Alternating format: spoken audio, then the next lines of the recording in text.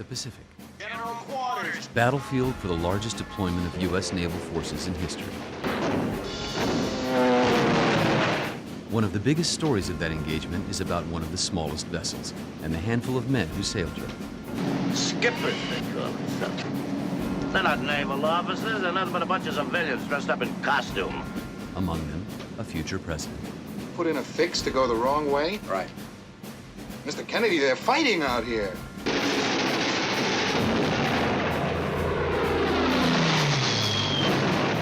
Like riding a thunderbolt on a corrugated road.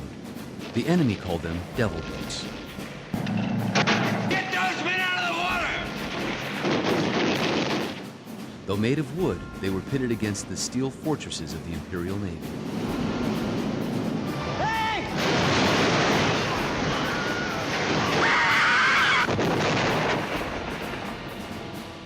A story of courage and action. Nobody's giving up. Nobody's going to. We're going to get out of here. It's the modern classic, PT-109.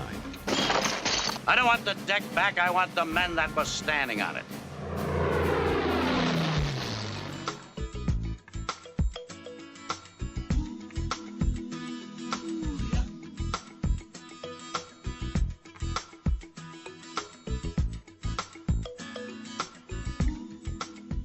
I want to thank you guys for hanging with me today as I brought you wonderful guests. That's my job, to find the best people on the planet. And I'm going to wrap up my day. I can't think of a bigger star on the planet than Lou Diamond Phillips.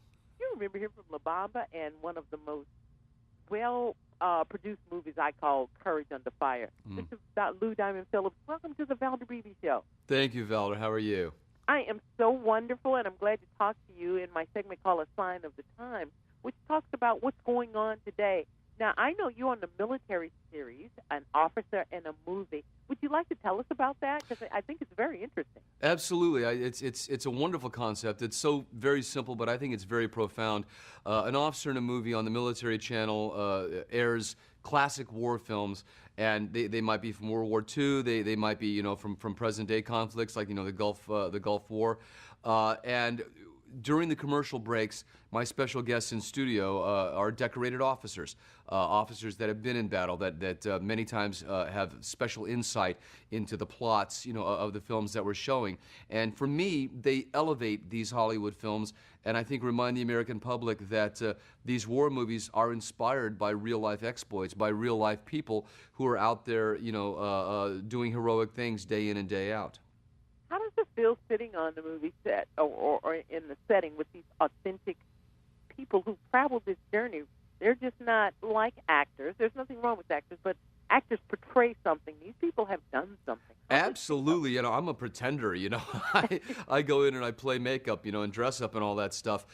These guys are and women are the real deal, and they're real heroes. I am in awe of them. I have such respect, for them, and yet they come in so humbly and they tell these stories that most people just could not imagine. Being shot at, being shot in a number of situations. For instance, on Veterans Day this Friday, we'll be showing PT-109, starring Cliff Robertson, who plays John F. Kennedy, and his PT boat was sunk by the Japanese during World War II, and we have Captain Paul Rinn, who saved his boat from being sunk during the Gulf conflict when he hit an Iranian mine at sea. So it's just fascinating to have somebody who has that real life experience, went into the water very much like John F. Kennedy in World War II, and lives to tell the tale and gives us this sort of amazing firsthand account of what went down.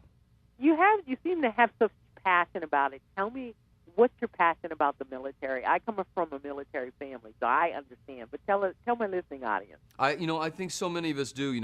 Even if we haven't served ourselves. I was a Navy kid. I was born at the Naval Air Station in Subic Bay, the Philippines, and my father, George Phillips, was in the Navy for many years and served 2 tours in Vietnam.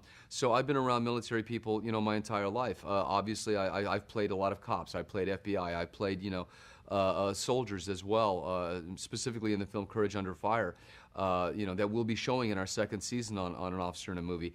And, that respect is there for the real life people, for the, and I think that, especially with Veterans Day coming up, Americans need to be reminded that, we have young men and women, out there right now in harm's way, defending our way of life, trying to put things right in this world, and we need to respect them, and I think we need to be grateful for them. Well, I agree with that, but I talk to so many people when they do not have someone in the military or they don't know someone directly in the military. The war does not seem real to them or even touch their lives from what they're telling me.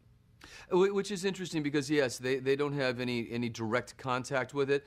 But what I think we have to remember every single day of our lives is we wake up in a country where we have advantages, we have opportunities. I know it's tough, but you know what? If you take a look around the world and you look at third world nations and the fact that so many other people do not have the advantages and the freedoms that Americans have, we should be very, very grateful because it is our military who has given us, this way of life. And even if we don't have a direct contact to it, we benefit from it on a daily basis.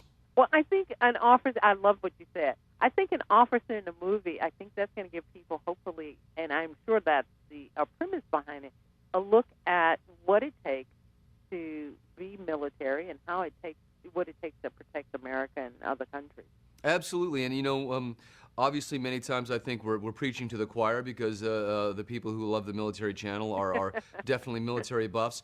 But what I think that the program An Officer in a Movie does is give so many different perspectives. If you love the artillery, if you love the machinery, if you love the facts and figures, about history, that's fantastic. But it can also help you look at these movies in a different way and to put a real personal face on it when we have, our decorated officers in studio telling their stories. So I really think it broadens the appeal, and I hope we get many, many more eyes, on our program.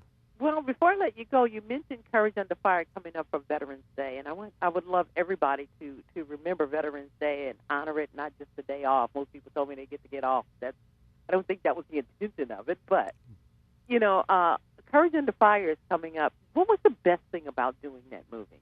Oh my goodness! It's certainly, I've made over 100 films now, Valder, and it's one of my favorites.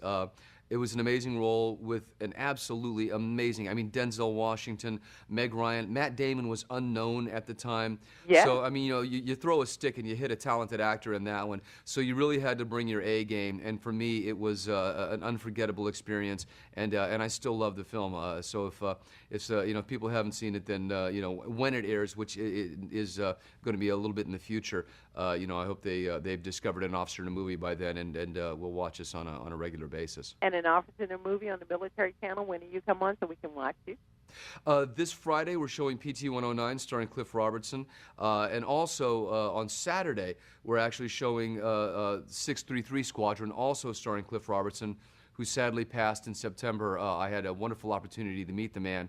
Brilliant actor, won the Oscar for Charlie, two of his finest films, and we'll be featuring those this Veterans Day weekend. Lou Diamond Phillips, I thank you so much for being in my segment called A Sign of the Time and for hosting An Officer in a Movie. We enjoy watching it. We really do. Thank you, Valder. Thank you so much. You bet.